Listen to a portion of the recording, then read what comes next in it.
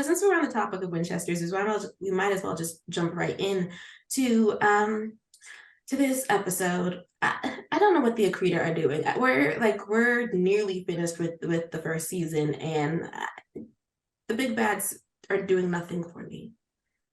They're doing a lot of talking. Yeah. That's about it. uh yeah, I'm eager to see what you guys thought of this episode because we didn't talk about this one much beforehand like we did with the last two. So what did you think of it? I don't know. Oh, you're not alone. I don't know. I don't know what I thought. I think I liked it better than last week's. I feel like it had a little bit more momentum in it. Um, but I think I'm ultimately still, as Sabrina said, like kind of confused on the big bad. Maybe that's a me problem, for not connecting the dots and like keeping it all straight in my mind. But like I'm not invested in the Akrita at all. So whenever they bring it up, I'm like, who are they? I'm that Kiki Palmer meme when she's like, now who the hell are they? Like I don't know. I think for me, it's like I remember when we first started out. I think this might have been episode 2 when you don't meet who Bridget's character yet, but she's the one with Mhm. the hood on, and she's walking, Mhm. and they're all following her through the woods. And I remember being very excited about where the story was going to go. And then now that we're towards the end of the season, I just feel like we've lost the thread. Like the thread got lost somewhere in those woods because they're doing a lot of talking about how like the Akrita lost their world. I believe that's what's going on. And so they want to take over this one and they want to replace humans. And I'm like, okay. But it just doesn't feel dire. It like they're Mhm. doing like shady things. It almost feels I kind of wish that the show had actually been Monster of the Week for the majority of its run, and then they seeded in the Akrita because now we're doing like both in Lada and Carlos are off doing their own thing that ties back into that storyline, but then so are Mary and John, but I don't care about Hobbs and his Mhm. backstory, who we never met this man and now he's here and he's like, Was he he like knew John's dad. the doctor villain guy? Mhm. Yeah. See, my favorite part about that was that halfway through the episode, I realized that was the actor that played Mr. Sheffield in The Nanny. I didn't recognize him at first, and then halfway through the episode, like it was his voice. He has a very distinct voice, and as somebody who grew up watching The Nanny and still watches it every night before bed, I was like, "Is that Mr. Sheffield?" And it was. I like that element of it to an extent because it felt very much kind of like a Buffy kind of episode, about this random villain that came in out of nowhere and suddenly the heroes are in jeopardy. And believe me, we'll get to that. But that had a like eerie kind of like gruesome quality to it that a show like Buffy would have had when they did a villain of the week episode. But it wasn't a villain of the week episode, and yet again, it feels like Carlos and Lata had the more high stakes, engaging season long story, and it was the subplot of the episode. So I don't really know where we're going with this. The Akrita keeps getting bumped down to subplot, whereas these like high intensity villain of the week stories end up being the main plot. They only seem to revolve around John and Mary. They find themselves in mortal peril all the time. Heck, one of them died last week and came back to life. It's like all these villain of the week stories have higher stakes than the main storyline, and what are we supposed to do with that? Like, where is that going to go?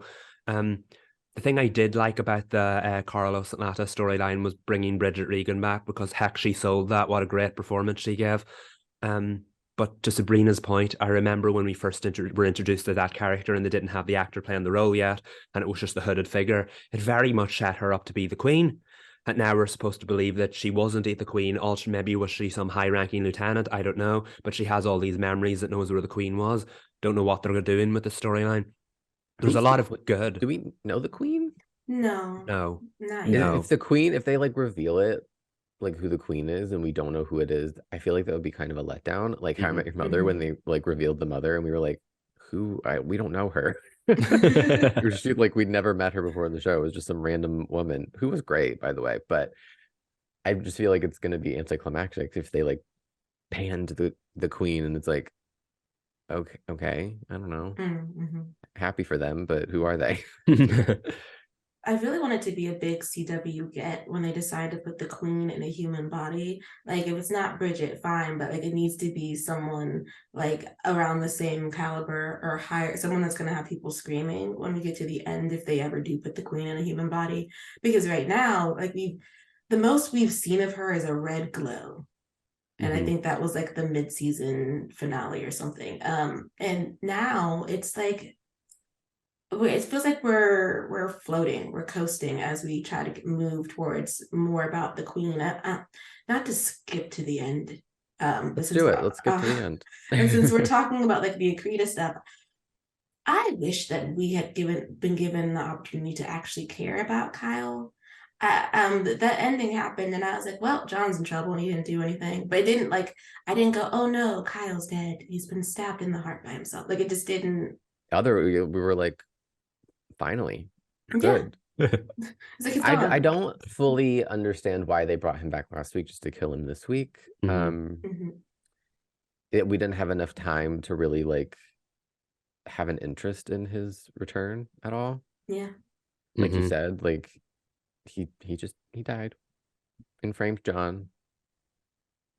It just solidified, it confirmed how much we disliked that character.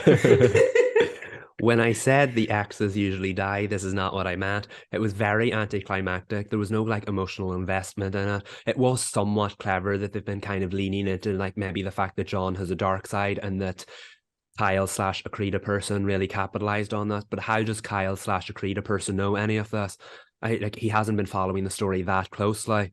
We, on the other hand, have been. So I don't understand the whole like connection there. It was clever enough, but then they had the like whole like Millie walking in at the end and the shock panning as though she's ever going to believe otherwise. And I'm sure they'll make her believe otherwise next week, that maybe he was the one who did it, and they'll have to convince her otherwise. But I don't know. I said a minute ago, there's an awful lot of good in this storyline, but I just feel like the execution has let an awful lot of it down, if that makes sense. There's a narrative imbalance. It's like it tries to be the procedural monster villain of the week, and then it tries to have like the big season-long arc, and there's a way to balance that a little bit cleaner than the show has been doing, and I think it was more successful in the beginning of the season than it is now, because it's kind of like decide what are you? Are you doing the villain of the week and then, as Sabrina said, just like seeding in the Akrida stuff? But it seems like it's trying to do both, and it's not servicing either lane very well. And it's Yeah. like frustrating, like really frustrating, because there's ways in which this could have been fixed. And to use recent examples, the idea of an entity coming in from a parallel universe trying to invade the main plane of existence, I've seen in the last year in Stranger Things, I've seen the last year in Miss Marvel, and both of those were done at a much higher quality than this. And I think the thing that's really letting this down is the fact that the show has not figured out what kind of format it wants to follow. So we're supposed to be getting a lot super invested in these like high intensity villain of the week storylines. Meanwhile, the main story gets pushed to the background over and over and over again. That it's starting to feel like just maybe a 40-minute, it could have been resolved in a better 40-minute villain of the week episode, because at least then it would have gotten the full attention. Whereas now it's getting pushed to the background. They're talking about how the world is ending and yet completely carrying on as normal as if it's not. What world? Exactly. Urgency's not there. It just, don't get me wrong. I love this show for what it is. But like I said last week, sometimes when you like something or love something, it's okay to be disappointed when it's not like at the level that you wish it could be. And I do think that if we binged the show, it would be there'd be a better payoff than this like on a week, off a week, and just seeing it week to, I don't know, I just think it would be better binged. So hopefully in the future I can test that out and watch it with a different set of eyes, having known everything that happened.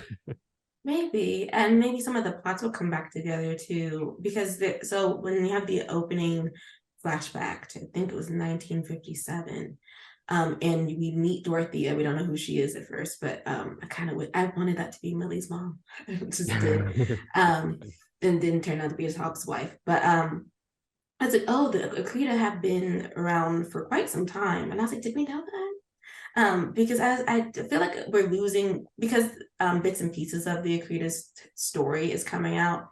I feel like we're losing important pieces. Like, how long have they been here? How long have the hunters been aware of them? Like, is this a thing that's been going on for decades, hundreds of years, thousands of years? Why do they think they're closer to taking over the world? Like, I just want to know their motivations beyond the fact they need a host planet.